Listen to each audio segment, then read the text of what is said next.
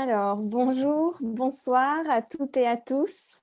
Je suis ravie de vous accueillir en cette soirée, cet événement, pour vous présenter les derniers travaux du laboratoire de l'égalité sur la question de l'insertion professionnelle des jeunes. Donc, vaste sujet. Je suis Lucille Peytavin, donc autrice, historienne, également membre du laboratoire de l'égalité. Et je vais commencer rapidement par vous présenter le laboratoire de l'égalité, puis je passerai la parole à Marc Germanan, qui est secrétaire général de l'Institut de l'engagement, qui a été notre partenaire sur ce projet. Alors, tout d'abord, donc, le laboratoire de l'égalité, c'est une association de la loi 1901 qui a été créée en 2010. Donc, on fête un anniversaire cette année, enfin l'année dernière, mais on le fête cette année. Et donc qui a pour objectif de mettre en œuvre l'égalité de traitement dans le monde du travail entre les femmes et les hommes, mais aussi dans tous les secteurs de la vie économique, dans tous les niveaux de décision. On peut effectivement constater que sur ce point, il y a eu d'immenses progrès qui ont été faits ces dernières décennies, mais le chantier reste encore très important puisque l'égalité professionnelle est malheureusement loin d'être acquise concernant par exemple les salaires, les statuts, les conditions de travail, le partage de la parentalité, de les responsabilités domestiques, les stéréotypes, etc. Et justement, pour œuvrer sur tous ces sujets qui sont fondamentaux pour l'égalité, le laboratoire de l'égalité donc regroupe plus de 1700 femmes et hommes qui ont des sensibilités politiques différentes, qui exercent aussi des responsabilités dans leur vie différentes, que ce soit dans le monde économique, social, universitaire, associatif, syndical, politique ou bien encore dans les médias. Mais ce qui nous rassemble, c'est justement cette volonté d'œuvrer pour l'égalité. Et finalement, nous sommes toutes et tous impliqués dans un réseau multiple qui agit concrètement en faveur d'un meilleur partage des responsabilités citoyennes, économiques, familiales entre les femmes et les hommes. Et le laboratoire de l'égalité a justement prouvé depuis 10 ans qu'il était une force de rassemblement, mais aussi d'interpellation des personnalités publiques et privées et de sensibilisation de l'opinion publique. En effet, pendant 10 ans, le laboratoire a émis des propositions objectives, étayées, comme nous allons le faire ce soir, sur des questions qui sont déterminantes pour une véritable mixité dans l'univers professionnel et aussi pour travailler sur l'articulation entre les temps de vie, donc temps de vie au travail et vie privée. Le laboratoire a donc travaillé et travaille toujours sur la question de la retraite des femmes, des rythmes scolaires, du congé parental, des questions de dépendance aujourd'hui qui sont au cœur de notre société. Alors ce soir, on est très heureux, très fiers de vous présenter le pacte pour l'égalité femmes-hommes dans l'insertion professionnelle des jeunes. Donc cet événement, je le disais tout à l'heure, s'inscrit dans le cadre des 10 ans du laboratoire de l'égalité, donc dans le cadre de notre anniversaire que nous célébrons cette année. Et puis, c'est également un événement qui a reçu la labellisation Génération Égalité par ONU Femmes France. Donc là aussi, nous sommes très fiers de vous l'annoncer. Alors, ce pacte, il sortira à la rentrée d'automne.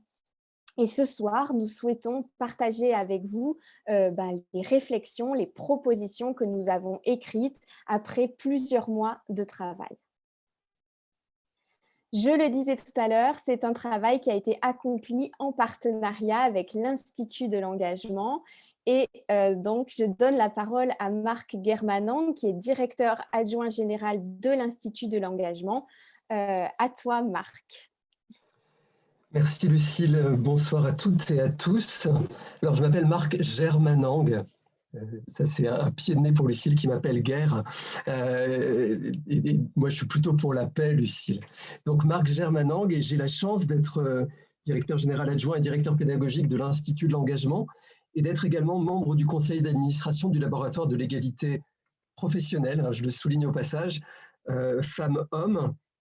Et c'est à cette double position que j'ai vu les potentialités qu'il y avait de rapprocher le labo et l'Institut pour à la fois permettre aux lauréates et aux lauréats de l'Institut de l'engagement de réfléchir et de travailler sur la question de l'égalité femmes-hommes et de l'égalité professionnelle entre femmes et hommes, et d'amener le labo de l'égalité sur un terrain qu'il n'avait peut-être pas investi encore véritablement et qui était celui de l'insertion professionnelle et de l'égalité professionnelle dans ce moment particulier de l'insertion professionnelle.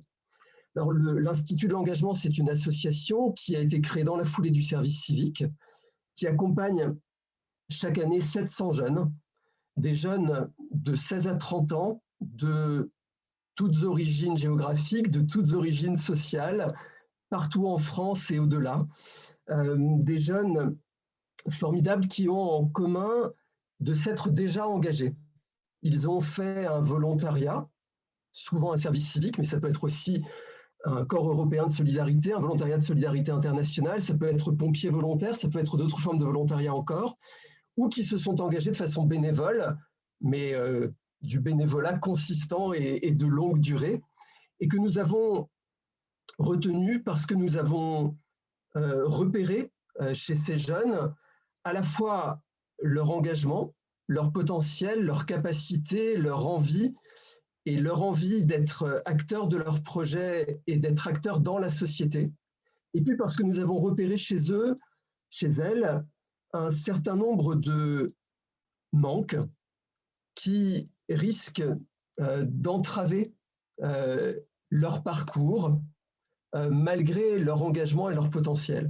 Et ces manques, vous les connaissez bien, c'est les manques d'argent, de réseau, de confiance, de santé, ou les trop de handicap, trop d'injonctions contradictoires, trop de parents toxiques, que sais-je encore, qui ont comme conséquence qu'on peut être un jeune formidable et rester bloqué dans ses projets. Et donc on accompagne, on repère et on accompagne de cette façon 700 jeunes chaque année. Je le dis au passage, des jeunes parmi lesquels 70% de femmes. Il n'y a pas de quota, mais c'est quelque chose qu'on retrouve année après année. Il n'y a pas de quota et on ne déforme pas les candidatures. Parmi les candidats à l'Institut, il y a 70% de candidates. Et parmi les lauréats de l'Institut, il y a 70% de lauréates. Je le souligne au passage, je n'ai que des explications toutes plus sexistes les unes que les autres, pas de véritable connaissance de ce déséquilibre, mais on fait avec et on fait avec plaisir. Et c'est une des raisons pour lesquelles, à l'Institut de l'engagement, où on s'occupe évidemment, on s'intéresse à l'insertion professionnelle des jeunes, mais on s'intéresse aussi particulièrement à l'insertion professionnelle des filles, des femmes, des garçons, des hommes, et aux questions d'égalité dans cette insertion professionnelle. Et donc, on accompagne les lauréates et les lauréats de l'Institut de l'engagement de façon très personnalisée, mais on propose également aux lauréates et aux lauréats toute une dimension collective, avec Lucille Pétavin le sait bien, qui s'est prêtée à ce jeu des conférences débats, des projections débats, des ateliers. Alors, en temps de crise sanitaire à distance, mais le reste du temps en vrai, en présentiel. Et on adore réunir des centaines de jeunes pour réfléchir, pour partager, pour échanger. Et on le fait également à travers des groupes de réflexion, des groupes de travail. Et j'ai été super content lorsque j'ai proposé aux lauréates et aux lauréats de l'Institut de l'engagement de participer à un groupe de travail sur l'égalité femmes-hommes dans l'insertion professionnelle, de voir qu'une cinquantaine de lauréates et de lauréats ont répondu présentes ou présents et se sont engagés dans cette réflexion. Et je suis très content et très fier de voir que cette réflexion, ce travail a débouché sur un résultat, va déboucher sur un résultat qui va nous être présenté. Je voudrais évidemment remercier Johanna Ducerf, Louise Jousse, Mathilde Olon. Je voudrais remercier Lucille Carré et Lucille Pétavin qui ont copiloté ce groupe. Je voudrais remercier toutes les lauréates et les lauréats un peu moins nombreux qui ont contribué à la réflexion. Je voudrais remercier toutes celles, tous ceux qui ont permis ce résultat et cette contribution au 10e anniversaire du Labo de l'égalité et cette contribution au pacte que le laboratoire de l'égalité est en train de renouveler, de réélaborer dans la perspective des échéances de 2022. Merci à toutes, merci à tous.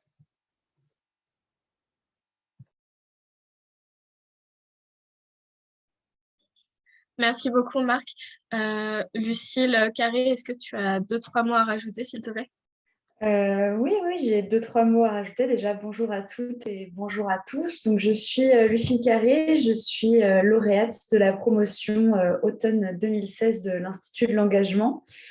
Et c'est Marc Germanang, et non pas Germanang, qui m'a proposé d'être copilote du groupe, un peu pour le côté, on va dire, Institut de l'engagement.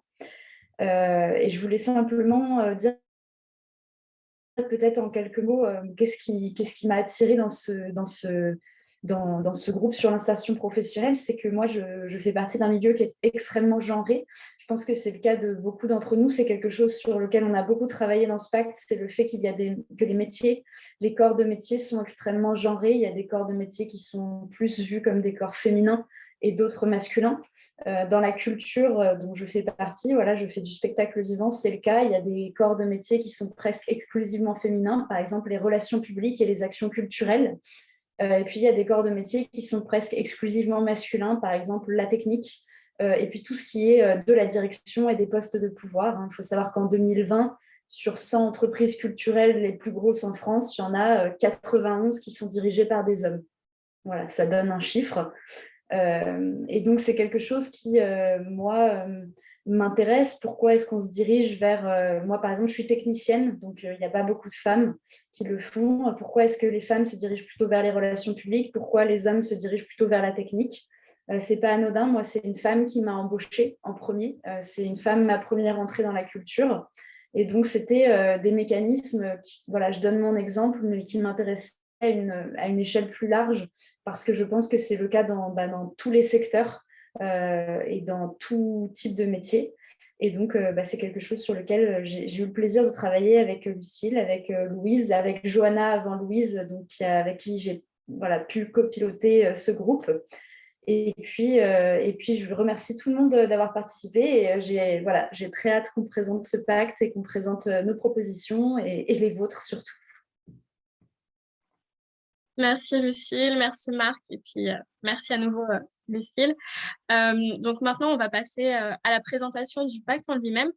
Celui-ci, il est divisé en 5 parties, donc qu'on va vous présenter, et on va commencer avec la partie stéréotypes et orientation professionnelle. Donc je laisse la parole à Clara et à Milena.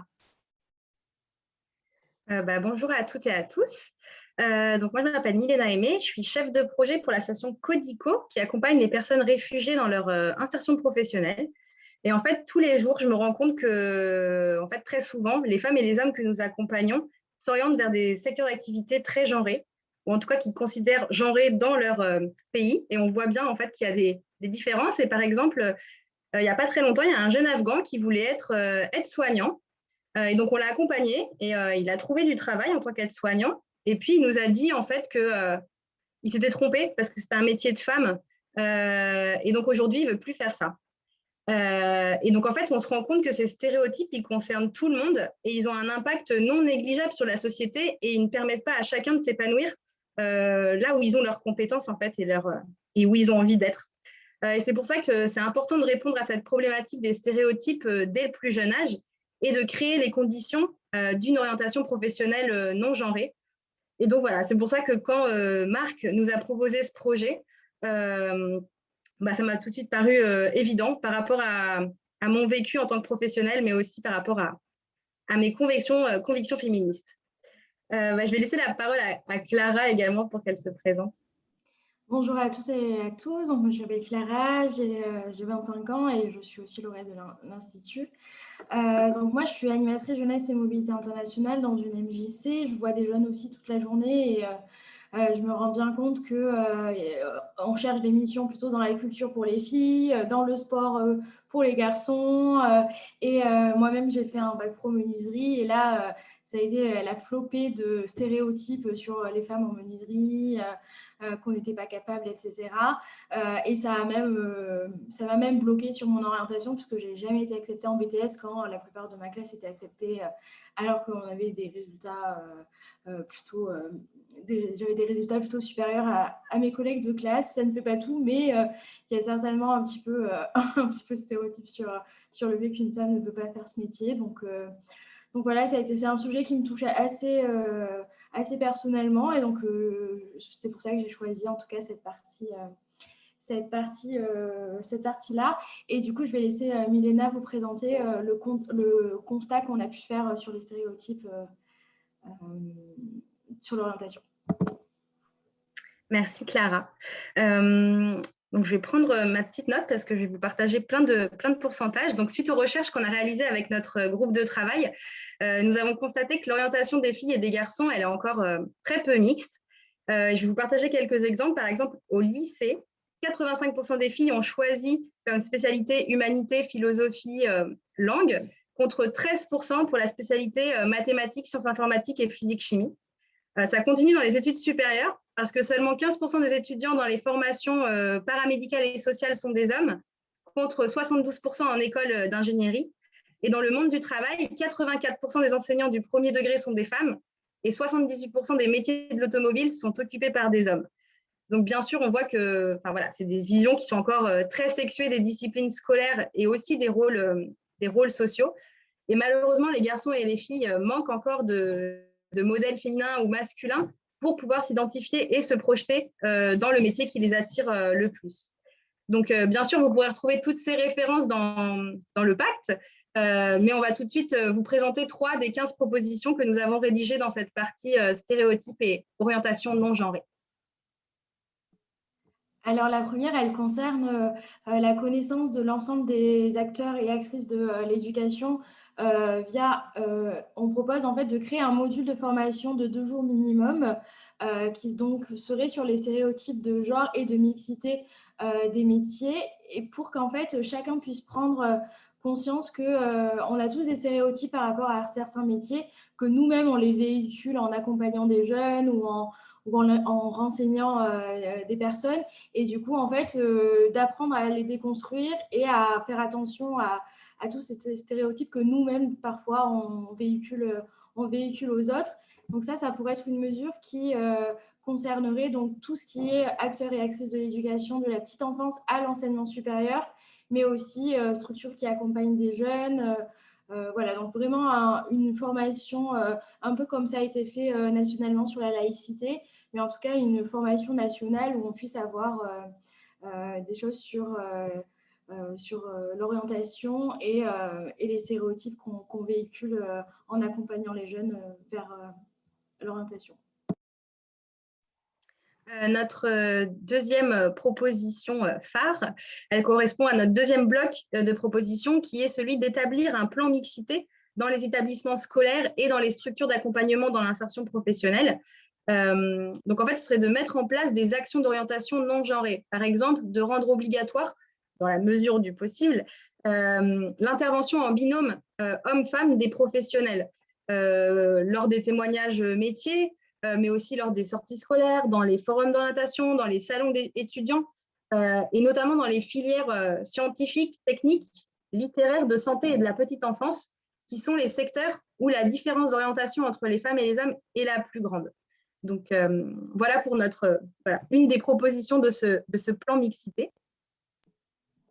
Et donc, dans la dernière partie, on est plutôt sur la formation de manière générale. Et donc, l'idée, ce serait de généraliser à tous les élèves de 3e, et on ajouterait cette option en première, l'option découverte professionnelle, donc on appelle normalement ODP, qui est plutôt une option qu'on met aux gens qui veulent aller en bac pro parce que du coup, ils sont un peu nuls, et on ne les propose pas trop à ceux qui veulent aller en général parce qu'ils considèrent qu'ils ont le temps de décider ce qu'ils feront plus tard.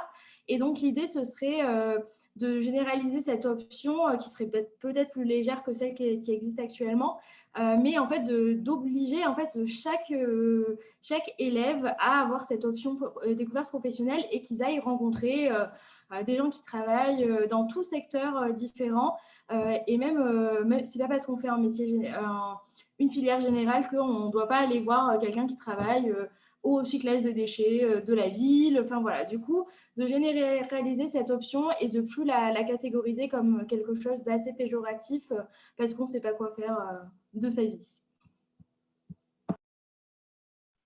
Merci beaucoup les filles. On va maintenant passer à la présentation de la partie discrimination à l'embauche. Donc, je laisse la parole cette fois-ci à Fatouma et à Samy. Oui, merci. Bonsoir à tous et merci d'être présents aujourd'hui pour cette présentation. Fatouma, ici présente, est étudiante à Sciences Po Grenoble et moi-même, Samy, étudiant à l'EM Lyon Business School et tous deux lauréats de l'Institut de l'engagement, avons décidé, avec d'autres membres de notre équipe qui sont présents, j'espère, aujourd'hui, de réfléchir aux réponses qu'on pouvait apporter à cette problématique des discriminations à l'embauche et plus particulièrement à celles touchant les jeunes femmes, donc celles en situation de primo-emploi. Il est intéressant de rappeler que les femmes sont moins présentes sur le marché du travail.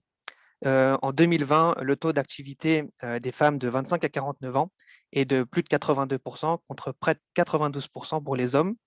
Et elles occupent beaucoup plus souvent des emplois à temps partiel que les hommes et des emplois notamment subis. Elles ont aussi en moyenne des salaires inférieurs de près de 17% pour un même volume de travail. La question ici est multifactorielle et avec les membres de notre équipe, on a décidé de la traiter sous un angle pédagogique car nous ne pensons pas qu'il est question de levier répressif, mais incitatif et surtout pédagogique. Il nous a paru d'autant plus important et intéressant de traiter cette question après une redéfinition surtout des conditions de travail dues à la période Covid, qui, comme nous le savons, a bouleversé nos habitudes. Donc, nous pensons que ce qui détermine cette discrimination à l'embauche de jeunes femmes, c'est-à-dire au sortir des études, tient notamment à une persistance d'un inconscient sexiste de la part des recruteurs, toujours confondus bien sûr, et motivés par un certain nombre de stéréotypes. Et afin de déconstruire ça, on a pensé qu'il était important d'éveiller certaines consciences, peut-être endormies, dans un premier temps bien sûr, via un certain nombre de propositions à visée pédagogique que Fatouma va vous expliciter brièvement. Merci Samy, bonjour à tous. Alors la proposition phare de notre sous-groupe discrimination à l'embauche, c'est de veiller à déconstruire les idées reçues sur des mentions perçues comme obligatoires ou recommandées dans les CV, donc la photo, l'âge, la mention du nom de jeune fille, en créant une plateforme qui rendrait anonymes les CV et en supprimant toutes les informations de genre qui existent. Les CV seraient dès lors transmis aux entreprises avec un numéro d'identification anonyme. Il n'y aurait cependant aucune obligation pour toutes les entreprises d'utiliser cette plateforme, mais elle serait fortement recommandée par des outils de sensibilisation et de communication menés par exemple par le gouvernement. L'idée d'anonymiser le processus de recrutement, elle n'est pas nouvelle. En France, elle est apparue il y a quelques années déjà, donc la première occurrence était dans les années 2006-2005, mais en permettant de se concentrer sur les compétences d'un candidat, plutôt que sur des critères subjectifs, même inconscients, le recrutement anonyme il se présente comme une piste sérieuse à explorer. L'anonymisation des candidatures serait en effet un moyen de supprimer ou du moins d'atténuer les biais cognitifs des recruteurs. Une autre de nos propositions, c'est de rappeler lors des cours en université et lors des ateliers sur les recrutements organisés par les agences pour l'emploi comme Pôle emploi, l'APEC ou encore l'Agence du service civique, les questions interdites des recruteurs, comme par exemple, il est interdit de demander à une femme si elle compte avoir un enfant, ou préparer les candidats aux remarques possibles et aux réponses qu'elles peuvent donner, mais aussi les peines encourues par les recruteurs qui pourraient poser ce genre de questions ou lorsqu'elles seraient victimes de discrimination. Comme l'a rappelé Samy à juste titre, notre objectif dans notre sous-groupe, c'était de présenter des mesures non pas répressives, mais bien des outils d'accompagnement dans la lutte contre les discriminations. Voilà, j'ai fini. Merci Fatouma, merci Samy. Maintenant, on va passer à la partie politique publique mise en place pour l'insertion professionnelle des jeunes. Donc, je laisse la parole à Quentin et à Célène. Bonjour à toutes et à tous. Je vais commencer par me présenter. Donc, je m'appelle Célène, j'ai 22 ans et je suis lauréate de la promotion Printemps 2020 de l'Institut de l'engagement. Je suis actuellement étudiante à Sciences Po Toulouse et je suis en transition entre ma première année de master et ma deuxième année de master en développement et coopération internationale. Et j'ai un fort intérêt notamment pour l'égalité de genre qui se traduit par mes engagements dans mes multiples expériences associatives. Et du coup, moi, c'est Quentin. Donc, moi, j'ai 30 ans. Moi, je suis également lauréat de l'Institut de l'engagement. Je suis lauréat de la promotion 2015. Et actuellement, je suis conseiller en évolution professionnelle à Pôle emploi et anciennement membre de l'équipe mixité de mon agence. Et du coup, si moi, j'ai choisi de participer au groupe qui porte le groupe de recherche sur les politiques publiques, c'est parce que je crois en la politique publique. Sinon, je ne travaillerais pas pour un acteur dans l'emploi qui applique les politiques publiques au quotidien. Et notamment, je crois en l'efficacité de la politique publique sur la mixité, notamment parce que moi, je l'ai vu appliquer dans mon agence avec l'accompagnement mixité qu'a réalisé la collègue qui était référente, qui a eu de très très bons résultats sur l'agence de Stein, puisque elle était à approximativement 120% de ses objectifs qui lui étaient fixés. Et, et quand j'ai vu l'annonce de Marc pour rejoindre ce groupe de travail, j'ai sauté dessus parce que c'était juste après la fin de l'accompagnement mixité qui a été du coup supprimé à Pôle emploi au profit d'un accompagnement renforcé pour les jeunes. Et du coup, moi, me concernant, pourquoi j'ai souhaité rejoindre ce sous-groupe et pourquoi moi aussi j'ai sauté sur la proposition de Marc? Parce que déjà, je pense que je suis une jeune femme qui va, du coup, comme je vous l'ai déjà rappelé, rentrer bientôt, donc dans à peine 6 mois, dans la vie professionnelle et la vie active. Et donc bientôt diplômée, j'avais envie de voir quelles étaient les politiques publiques qui permettraient l'insertion professionnelle des femmes sur le marché du travail et qui permettraient justement l'égalité entre eux et qu'est-ce qui pourrait justement permettre l'égalité dans l'insertion professionnelle des femmes et des hommes sur le marché du travail. C'est pour ça que j'ai décidé de rejoindre le groupe de travail politique publique. Alors, pour constat, alors on a vu que les femmes étaient de plus en plus nombreuses sur le marché du travail, également que le niveau d'éducation et de formation professionnelle des femmes augmentait. Et il est important de noter que la formation professionnelle, l'État alloue un budget de 10 milliards de financement public, ce qui n'est pas négligeable, mais pourtant les résultats ne sont pas à la hauteur. Donc j'ai décidé de citer Françoise Milewski, qui dit que justement les femmes sont surreprésentées dans les emplois non qualifiés à temps partiel. C'est d'ailleurs Samy qui l'a déjà rappelé. C'est-à-dire qu'elles sont parmi les travailleuses les plus pauvres. Donc les politiques publiques, elles doivent veiller à leur cohérence dans l'ensemble et elles doivent également être des mesures neutres au regard du genre, parce qu'autrement, elles peuvent être discriminatoires et différenciées. Donc du coup, pour ma part, du coup, on a déjà vu que le niveau des femmes, le niveau d'instruction des femmes augmente de plus en plus. Et on voit que les femmes ne sont pas les plus touchées par le chômage, puisqu'elles représentent seulement 45% des demandeurs d'emploi. Et ça s'explique par une arrivée plus tardive sur le marché du travail. En effet, les femmes représentent 55% des étudiants de l'enseignement supérieur et de la recherche. Donc on voit vraiment que les chiffres coïncident parfaitement bien. Pourtant, on s'aperçoit que 70% des femmes sont concentrées dans les 24 corps de métier qui sont dits féminins et qui comptent plus de 80% de femmes, alors que seulement 16,8% des femmes bénéficient du statut de cadre contre 19,3% des hommes. Donc on voit bien qu'il y a un changement de paradigme complet quand on passe à des études à l'emploi, où les femmes sont plus nombreuses dans les études et les études supérieures, alors que les hommes sont plus nombreux dans des postes de cadre ou dans des métiers qui sont plus valorisés. Et ça, c'est pas moi qui le dis, hein, c'est la DRESS et l'INSEE. Et donc il y a une étude qui est en cours de publication par Vanessa Di Paola et qui analyse l'interprétation des compétences des hommes et des femmes, et notamment qui met en évidence un regard genré sur les compétences. Ainsi, par exemple, un homme qui va avoir un tempérament un peu brut, un peu bourrin, qui va être amené à diriger des équipes, il va être amené comme quelqu'un qui est ayant voilà, de ferme, faisant preuve d'autorité, etc. Alors que les mêmes compétences chez une femme, là, on la traitera un petit peu d'hystérique, par exemple. Quelque chose qu'on entend souvent. Et il n'y a aucune politique publique d'ampleur qui est menée pour lutter contre les clichés sexistes et favoriser l'insertion des jeunes femmes sur le marché du travail. Il y a eu un seul test qui a été réalisé dans 5 agences de Seine-Saint-Denis et qui a pris fin au 1er janvier dernier. Donc, une des grandes propositions que moi, je pourrais proposer pour pouvoir favoriser l'égalité femmes-hommes sur le marché du travail, ça serait de rétablir un accompagnement mixité à Pôle emploi et de le généraliser sur tout le territoire national. C'est indispensable que dans chaque agence, il y ait un référent qui soit capable d'accompagner les femmes et les hommes qui s'orientent vers des métiers qui ne sont a priori pas destinés à leur genre. Tout comme il est indispensable qu'il y ait un référent dans chaque agence qui s'occupe d'accompagner les personnes handicapées dans leur recherche d'emploi, puisqu'elles ont besoin d'une adaptabilité sur le marché du travail. Pour moi, c'est vraiment quelque chose qui me semble fondamental et qu'il faut absolument remettre en place, d'autant plus que les tests qui ont été effectués sont plus que positifs.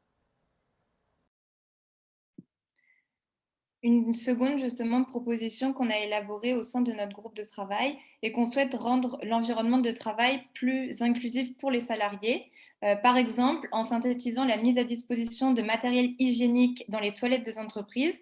J'ai connaissance que ça a déjà été fait dans les universités, mais pourquoi pas, et dans certaines entreprises aussi, mais pourquoi pas le généraliser. Également, favoriser une culture de l'entreprise saine, où il est possible de parler des violences psychologiques et des violences physiques. Tout par exemple en sensibilisant à la hiérarchie ou en mobilisant l'ensemble des parties prenantes, en faisant des ateliers pour les employés, enfin en sensibilisant aussi sur la culture du viol en entreprise.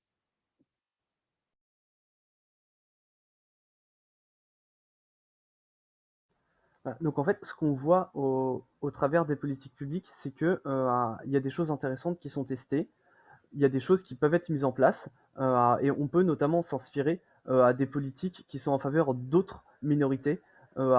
J'ai évoqué les personnes qui ont une reconnaissance en tant que travailleurs handicapés, mais on peut aussi parler des jeunes, par exemple, qui bénéficient de beaucoup d'aides vis-à-vis de l'emploi, ou alors des personnes qui vivent dans les quartiers prioritaires de la politique de la ville, qui bénéficient aussi d'aides. Et pour moi, il est indispensable qu'une autre minorité visible, qui représente la moitié de la population française, puisse aussi bénéficier d'une aide et d'un accompagnement qui lui soit dédié et qui soit spécifique pour l'aider à lutter contre les discriminations qu'elle subit.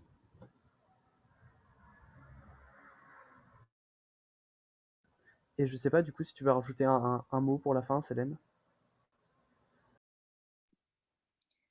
Merci beaucoup en tout cas pour cette opportunité d'avoir pu travailler avec vous et merci d'être là. Ben, merci beaucoup à vous deux. C'était super intéressant de découvrir vos propositions. On va ensuite passer à la 4e partie du pacte qui est focalisée sur l'insertion professionnelle dans le monde du travail. Et donc, je laisse la parole à Laure et à Romane. Merci beaucoup Louise et bonsoir à tous et à toutes.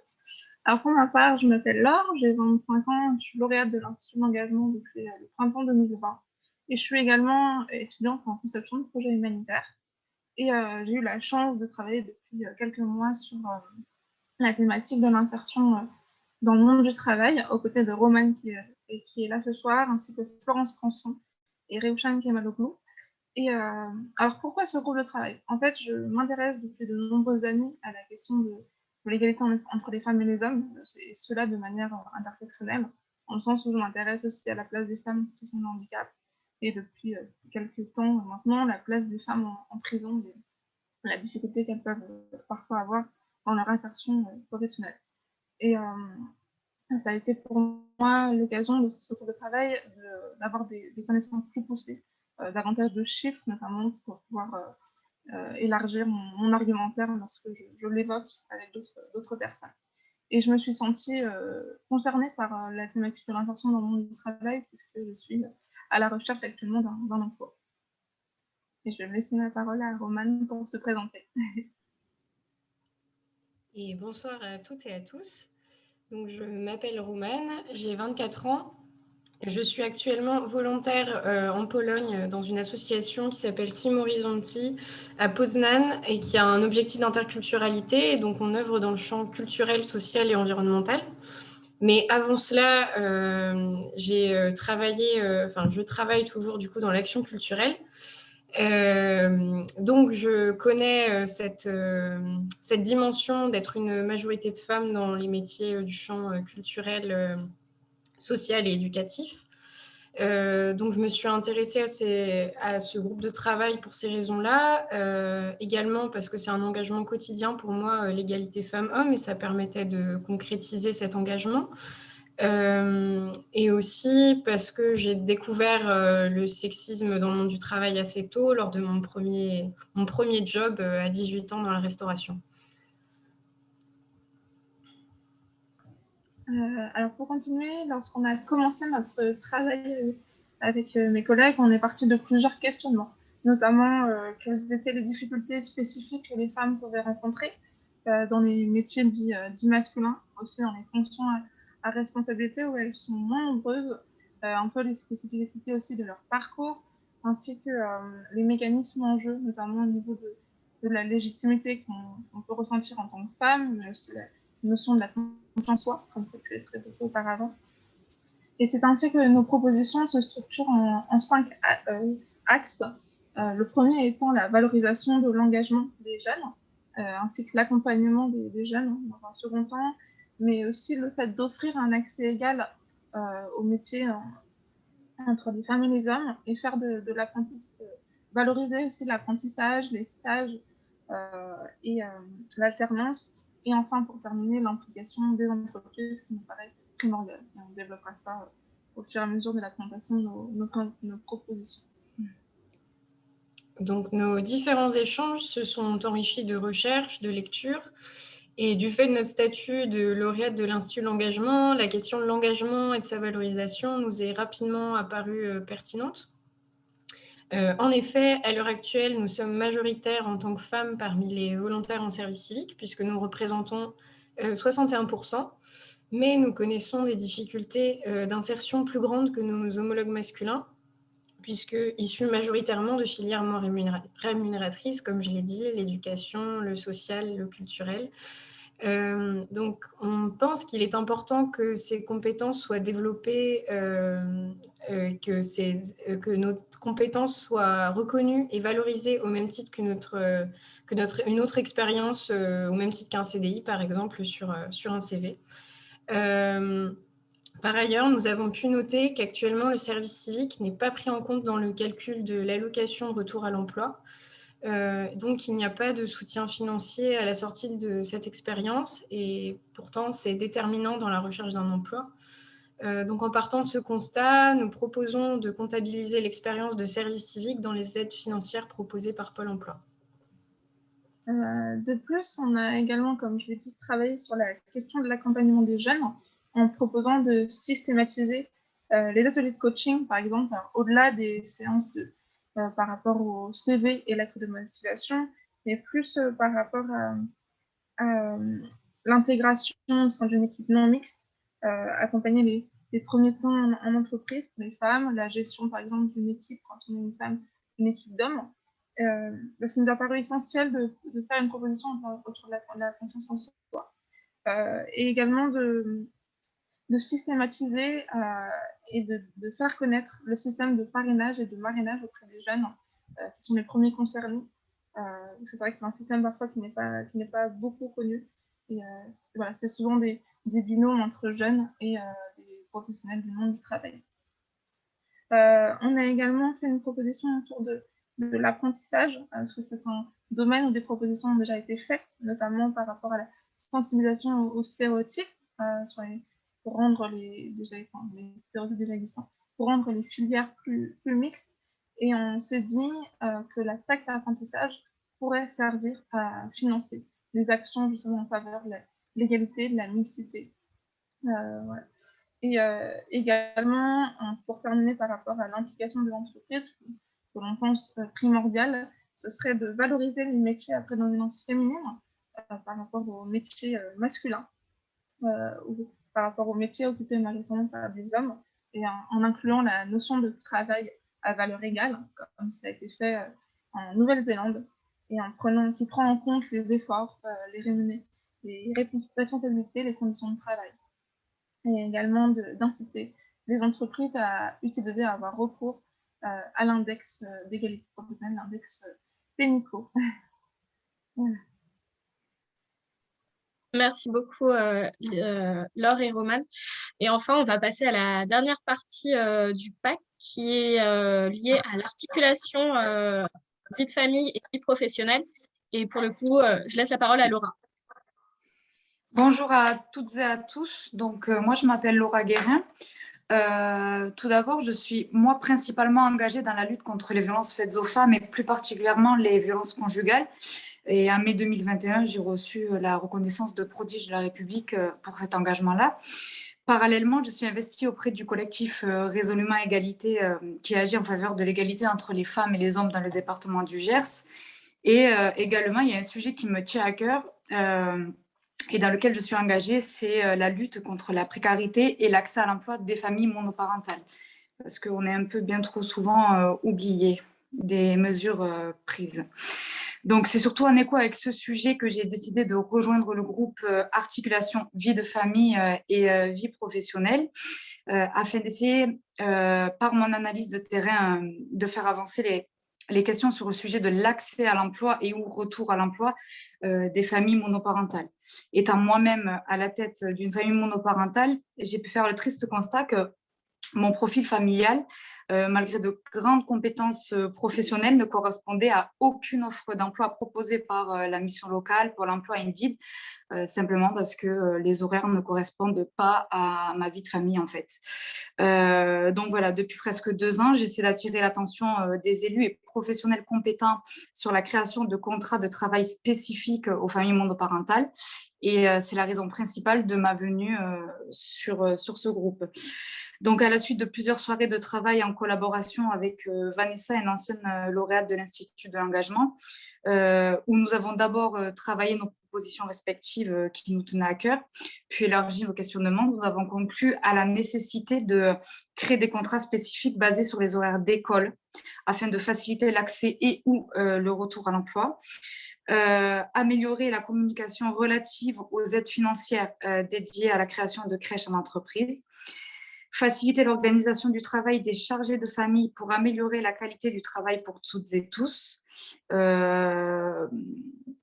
Sur l'action publique, créer un droit opposable pour l'accueil de la petite enfance afin que tous les parents d'enfants de moins de 3 ans disposent d'une solution de garde et développer des espaces de coworking afin que ceux qui en ressentent le besoin puissent mettre une limite entre leur côté vie professionnelle et vie de famille. Voilà. Merci beaucoup. Alors, merci à tous et à toutes pour la présentation de chacune des parties du pacte.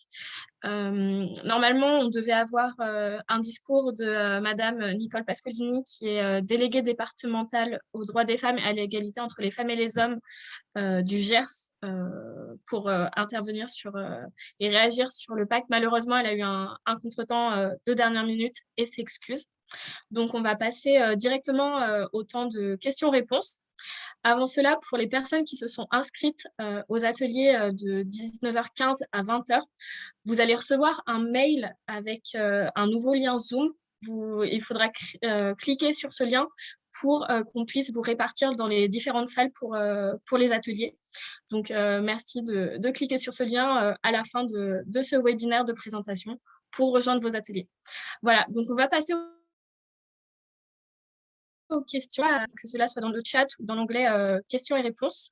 Il y en a déjà quelques-unes, notamment une pour Quentin, qui est en ce qui concerne, c'est quel concours et quelles caractéristiques, par exemple la durée, avait l'accompagnement à la mixité dont tu souhaites la réactivation.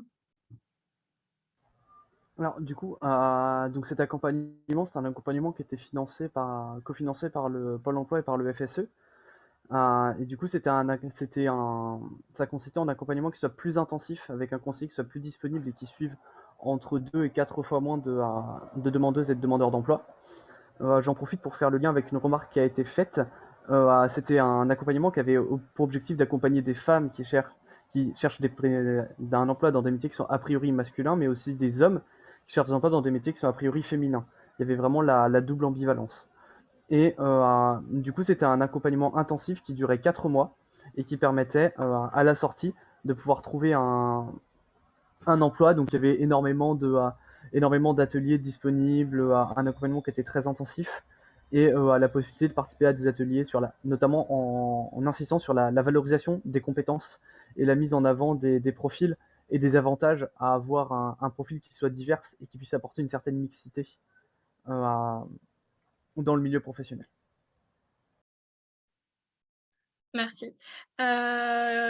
En ce qui concerne l'insertion professionnelle, est-ce que vous avez des propositions justement pour ces moments de recherche d'alternance ou pour l'insertion dans les métiers dits masculins? Est-ce que vous avez des propositions, des conseils, etc. Alors, on n'a pas fait de propositions concernant spécifiquement ce point-là sur l'alternance. Conseils. Peut-être se rapprocher de structures peut-être qui sont spécifiquement sur cette thématique-là. De toute façon, comme on vous l'a dit au début de la présentation du pacte, pour le moment, nous sommes à un stade de réflexion déjà bien avancé. Mais comme on peut encore améliorer les choses, pousser la réflexion encore plus loin. Donc, c'est tout à fait une possibilité d'ajouter des propositions allant dans ce sens. Une autre question, ce serait peut-être faudrait-il aussi valoriser les hommes qui ont des métiers dits féminins, tels que les éducateurs de jeunes enfants, afin de mettre en lumière cette perspective. Je laisse la parole à nos participants, enfin, à nos intervenants et intervenantes.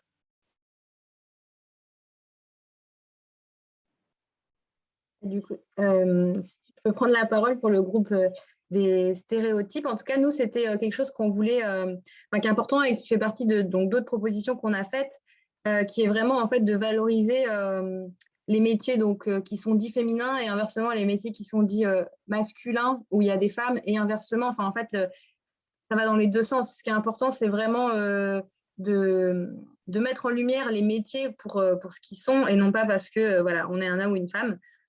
Et donc, on a plusieurs propositions dans ce sens-là et c'est pour ça, par exemple, qu'on souhaite que des témoignages, il y ait à la fois un homme et une femme pour que, en fait, quand on entend pour la première fois parler de ce métier, et ben, on ne l'associe pas tout de suite, même si bien sûr, dans les faits, on voit bien voilà, qu'il y a beaucoup plus de femmes dans la petite enfance et beaucoup plus d'hommes dans l'automobile. Mais en tout cas, d'avoir quelqu'un sur lequel on peut se référer, où on se sent plus facile, où on peut se projeter plus facilement, c'était une des propositions. Merci.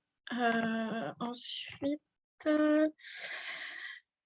alors, c'était une question-remarque.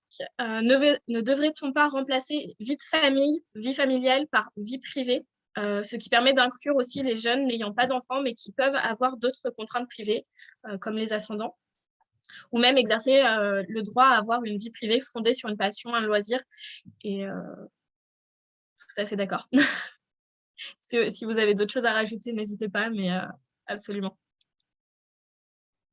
Oui, je vais juste prendre la parole sur ce point. Je crois qu'effectivement, c'est une question de langage. On parle de vie familiale, mais c'est pour parler de vie privée. Et effectivement, dans le pacte, il sera bien indiqué vie privée. On est d'accord sur cette question-là.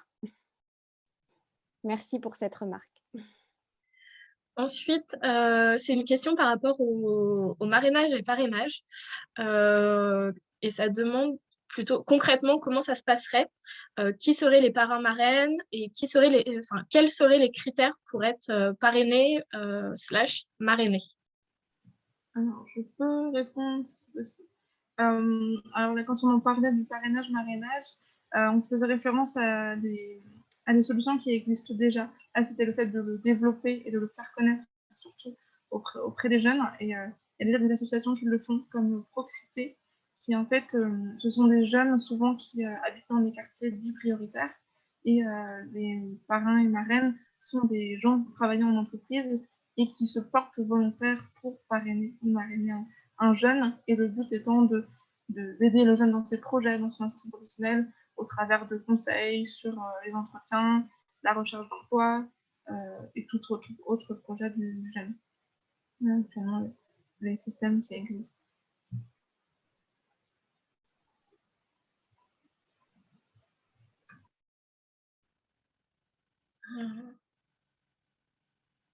Je vois un commentaire dans le chat par rapport au système de parrainage et de mentorat. Oui, j'ai porté ce commentaire. Hein. 8 associations, dont Proxité, Article 1 et d'autres, la FEV notamment, ont mis en place un collectif mentorat et fait un gros plaidoyer et ont obtenu l'évolution d'une politique publique très récente, qui est la politique publique Un jeune, une solution, avec une déclinaison qui est un jeune, un mentor, avec comme objectif que tous les jeunes puissent demander à avoir un ou une mentor et qu'une ou un mentor soit mis à leur disposition à partir d'une plateforme gouvernementale. Merci pour la précision, Marc. Si vous avez d'autres questions, surtout, n'hésitez pas, continuez à poser vos questions, à mettre vos remarques dans le chat ou dans l'onglet questions et réponses. On est là pour pouvoir répondre à toutes vos interrogations. Pardon. Donc vraiment, allez-y, ce sera avec grand plaisir.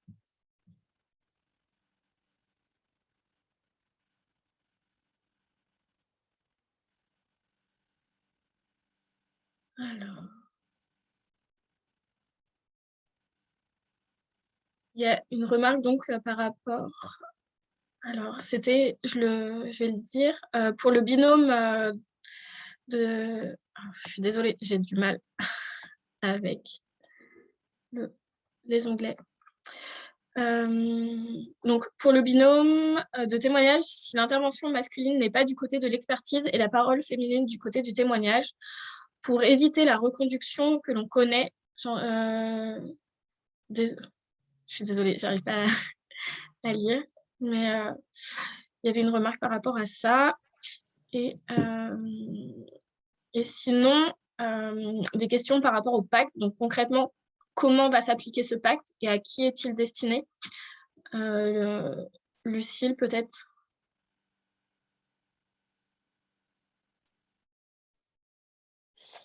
Alors, effectivement, donc ce pacte qui n'est pas le pacte définitif, c'est-à-dire que ce soir, effectivement, on vous présente quelques propositions, il sera beaucoup plus étoffé.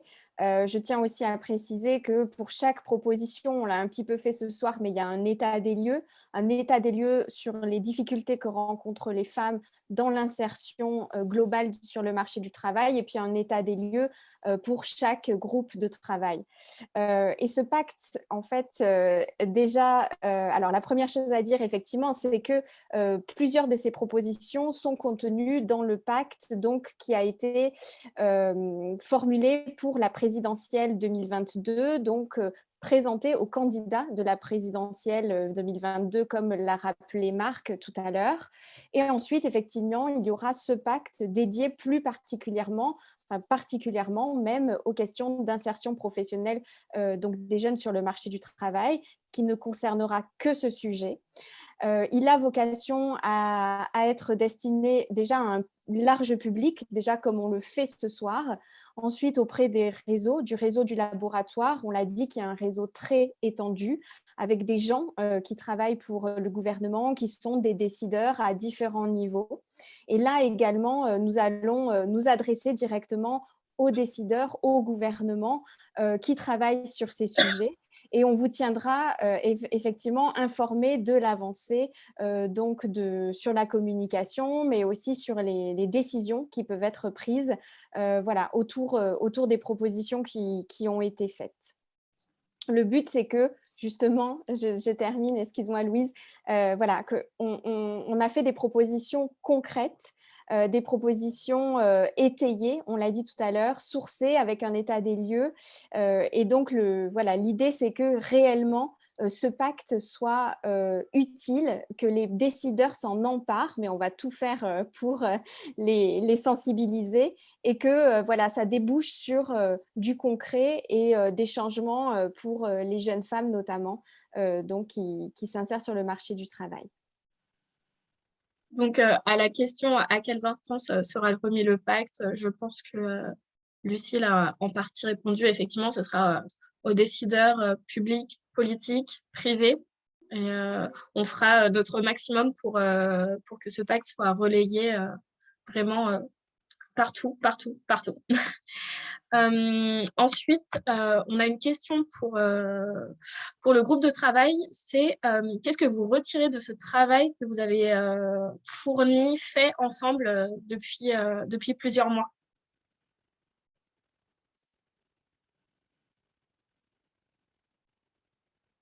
Si l'un de vous veut répondre.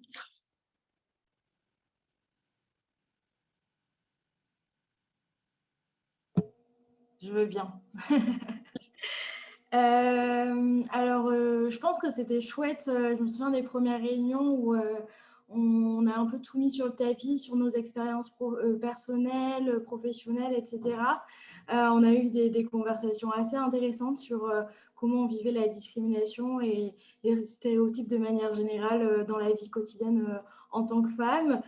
Du coup, on n'avait pas de garçons dans notre équipe, donc on a fait comme nous l'expérience qu'on en avait. Et après, on s'est organisé pour que chacun fasse des recherches. Donc, je pense qu'on a toutes, de notre côté, appris, même personnellement, à faire des recherches et après à les partager avec les autres. C'est chouette de prendre ce temps aussi un peu après nos journées de travail.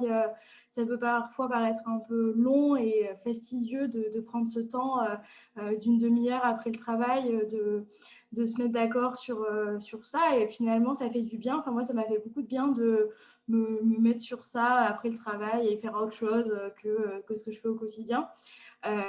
Et puis en fait, on se rend compte que, pour ce que répond à Corinne, moi je ne suis pas choquée en fait des résultats et des pourcentages qu'on a eus parce que je m'attendais à ce que ce soit ça. Et du coup, effectivement, la tendance doit vraiment s'inverser, je pense, mais pas étonnée parce que je me doutais déjà que au niveau des pourcentages, on était déjà très, très, très haut sur certaines choses. Est-ce que l'un de vous souhaite compléter la réponse de Clara? Oui, mais moi je veux bien rajouter que je la rejoins complètement sur tout ce qu'elle a dit, sur ce que ça nous a apporté en tant que groupe, sur tous les échanges qu'on a pu avoir, de constater à quel point c'est ce qui nous concerne vraiment, vraiment toutes.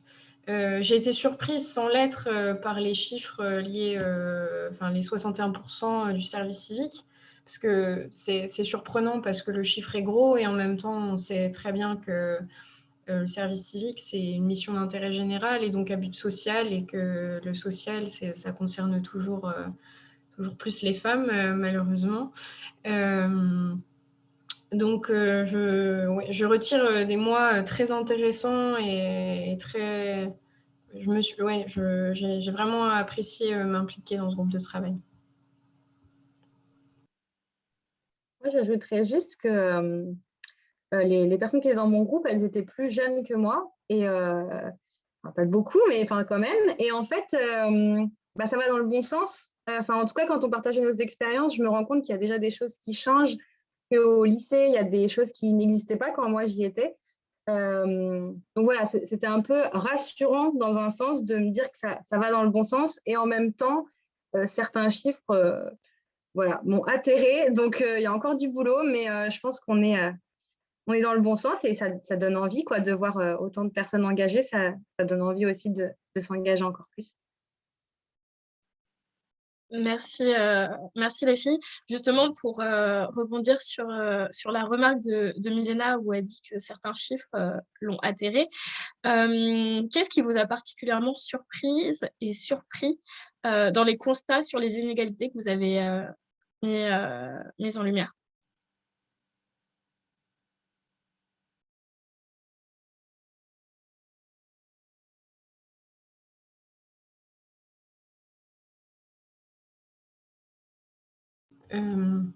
Si, j'ai été surprise quand Quentin m'expliquait que le dispositif qui avait été mis en place à Pôle emploi pour favoriser l'accompagnement des femmes dans le milieu professionnel avait été presque aussitôt abandonné. Comme toujours, ça montre qu'on fait toujours passer les femmes après les autres. C'est une autre priorité, mais ce n'est pas la priorité.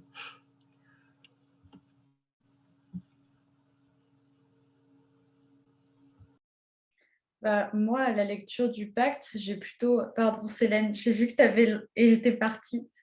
Mais à la lecture de toutes les propositions de tout le monde, moi, je rejoins quand même plutôt Clara, c'est-à-dire que finalement, je n'ai pas été très surprise. C'est des chiffres dont voilà, je ne savais pas exactement de combien ils étaient, mais il n'y a aucun moment où je me suis dit, tiens, ce chiffre me surprend, j'aurais pensé que c'était dans l'autre sens. Et c'est presque la plus grosse surprise, c'est de se dire, il n'y a pas une bonne ou une mauvaise surprise quelque part, on s'attendait un peu à tout finalement.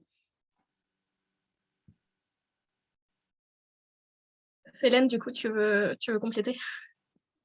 Oui, en fait, je voulais compléter du coup la question que tu venais de poser, Louise. En fait, moi, je pense que personnellement, j'ai grandi dans un milieu relativement privilégié, c'est-à-dire que je m'explique qu'en fait, entre mes deux parents, il y avait vraiment un partage des tâches, que ce soit ménagère, que ce soit au niveau de l'éducation, c'était vraiment du 50-50. Et en fait, aujourd'hui, d'être de plus en plus sensibilisée à l'égalité entre les femmes et les hommes, sachant que je ne suis même pas encore rentrée sur le marché du travail, bah juste en fait, ça m'effraie, même si c'est que des chiffres. Mais pour moi, c'est vraiment quelque chose qui me surprend. Et je sais que pour l'instant, je ne vois pas encore la difficulté parce que je suis, on va dire, encore jeune. Enfin, jeune. Du moins, je suis encore un peu naïve, encore sur mon petit nuage. Mais en fait, de voir ces chiffres, c'est d'autant plus que c'est affolant, mais c'est vraiment révoltant. Et c'est ce qui me donne envie de montrer qu'aujourd'hui, je fais un travail, mais que je vais bien montrer que quand moi, je m'insérerai sur le milieu et sur le marché du travail, je veux que ces chiffres changent. Et je ne veux pas que ça devienne une réalité. Merci beaucoup. Et enfin, on a une dernière question qui est comment faire pour revaloriser les métiers féminisés? Si je peux intervenir.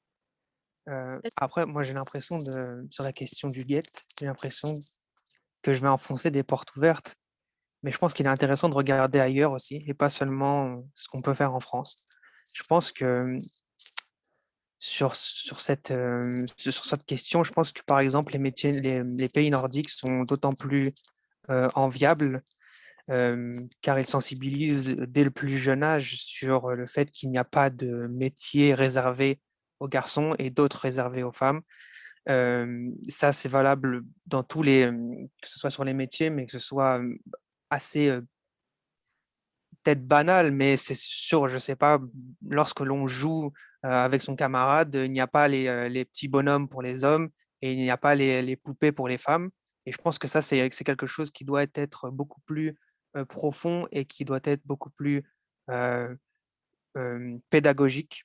Et c'est un peu la volonté de notre pacte aujourd'hui. Et revaloriser financièrement, je pense que revaloriser financièrement, ça peut être un levier, mais c'est un levier, je pense, qui peut être c'est un levier court-termiste.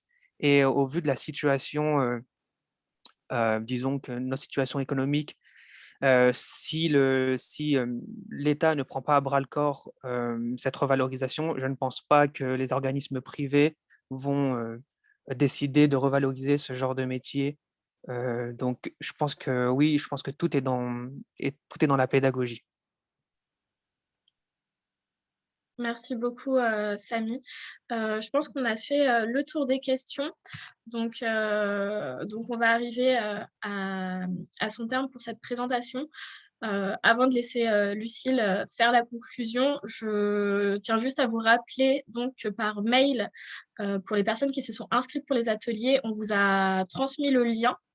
Un nouveau mail vous a été envoyé et donc venez nous rejoindre pour les ateliers en cliquant sur ce lien après avoir fini ce webinaire. Voilà. Lucille, je te laisse conclure. Alors moi, je vais conclure par beaucoup de remerciements.